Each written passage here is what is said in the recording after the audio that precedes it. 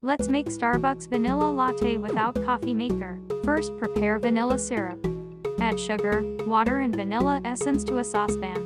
Mix and bring it to a soft boil. Mix continuously till sugar dissolves. Let it cool and store in the refrigerator for up to 1 week.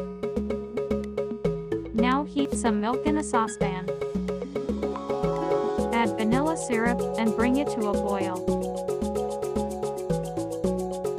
Turn off the flame and froth the milk using coffee frother. Take a coffee mug and add 2 espresso shots. Then add the prepared frothy milk.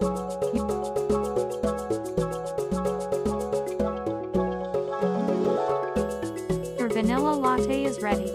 Enjoy. Recipe is in the description.